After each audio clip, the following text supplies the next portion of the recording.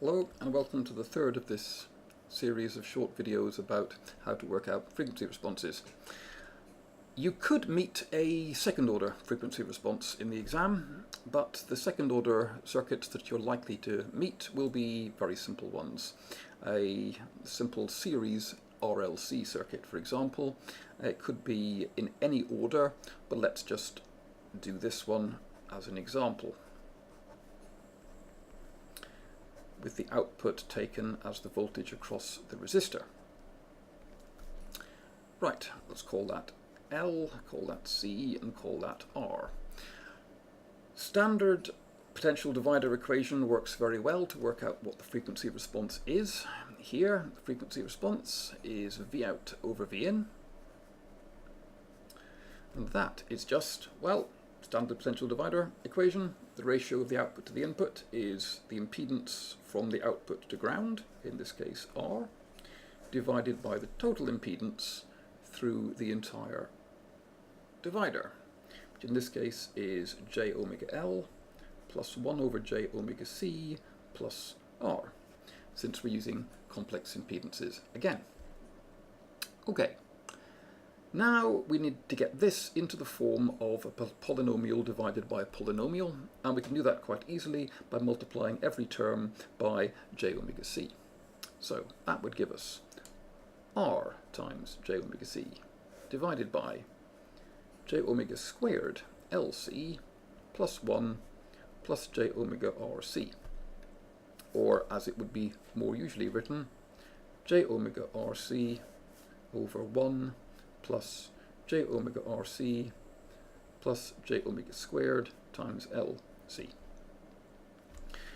Now, if you're asked to identify where the poles and the zeros are, you could solve the quadratic equation on the bottom there, and that would do it. It's a fairly long-winded way to do it, so I'd suggest that the better way is to compare that with the standard form of a second order circuit in terms of its Q factor and its resonant frequency. We could write it as this sort of thing: 1 plus J omega divided by Q omega naught plus J omega squared divided by omega naught squared, where omega naught is the resonant frequency and Q is the Q factor. Compare this with this, and you can see that omega naught squared is just 1 over LC, and therefore omega naught, the resonant frequency, is 1 over the square root of LC.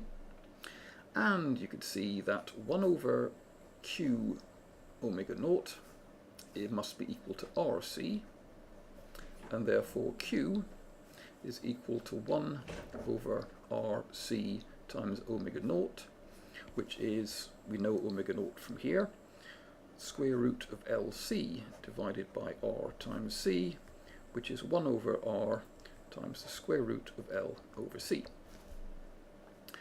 These formulas, that the resonant frequency is 1 over the square root of the inductance times the capacitance, and that the Q factor is 1 over R times the square root of L over C, are generally true for any series RLC circuit and might be worth learning, if nothing else just to check that you've done the derivation correctly in the exam.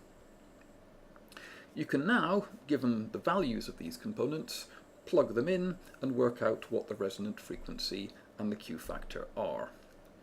Anything that you're likely to meet in the exam is likely to have a very low Q factor. That's purely because if you start having large Q factors, it becomes a little time-consuming to work out. You might be asked to sketch what the frequency response for a high Q factor is, but in order to work out the poles and zeros for a high Q factor, that's probably not something that you would have time to do in an exam question, so I wouldn't ask that. But I might ask you to estimate where the poles are for a low Q factor. How does one do that? Well, you could learn the formula. The formula is that the pole frequencies, pole 1 and 2, is the resonant frequency divided by 2Q plus or minus the resonant frequency over 2q multiplied by the square root of 1 minus 4q squared. Plug the numbers in there and you'll get it. That works for any Q factor, including high Q factors, but in high Q factors you'd end up taking the square root of a negative number here and end up with complex poles, which is fine, but probably not something that you would have time to do with the calculators that you have in the exam. So in an exam you can probably pretty much guarantee that Q is going to be very low, and if you get a high Q factor, you've probably done something wrong. If Q is a very low number, then you can use an approximation which is well worth knowing, which is that the two pole frequencies are approximately the resonant frequency divided by the Q factor and the resonance frequency multiplied by the Q factor. Works for small q. And that would give you a good estimation of where the poles are. Now, in terms of Bode plot, what would this look like? Well, you see up here, we've got a j omega on the top, which suggests that we have a 0 at 0 hertz. So if we were to plot this on a Bode plot, it's going to be difficult to get fit onto the camera. Let's try that one. Onto a Bode plot like this, then we would be coming up at 20 dBs per decade, right from very low frequencies there. At very low frequencies, when omega is heading towards 0, this term here, the numerator, is heading towards 0, which means that the output will be heading towards 0. At 0 hertz, we would get no output at all. But as omega increases, as the frequency increases, the amount of output signal that we get increases too. So that will be heading up until we get to the first pole frequency. Call it P1. At which point it will bend over and start going flat. It was going up at 20 dBs per decade. It's just bent by 20 dBs per decade downwards, which means we're now going flat. And that will continue until you get to P2, the next pole, at which point it will head downwards again. And we're now going down at 20 dBs per decade. So that is the shape of the Bode plot that you would expect. Again, if you don't label the axes, then you're losing easy marks. So let's label the axes. This would be log of frequency, possibly in hertz, possibly in radians per second, whichever you choose. And this would be the gain expressed in dBs. Top here would be, that's interesting, worth knowing. The top there would be 0 dB.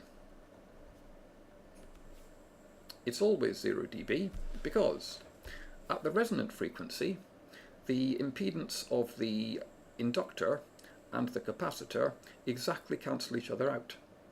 So at the resonant frequency, there is no impedance between this point and this point at all. It looks like neither of those components is there. So V out would just be equal to V in, which means a gain of 1, which in dBs is 0 dBs. So any bandpass filter like this, the top there is always at 0 dB. And then it goes down like this. If you are asked what it looks like with a high Q factor, then the answer would be something like this. It would start off much lower, and then it would sort of peak up and do that kind of thing. For a low Q factor, which is a much more likely thing in the exam, then it's a good approximation to the Bode plot. It would look like this, where it's dropped by 3 dBs at both pole frequencies. If you can do that, then you'll be in very good state for doing the exam.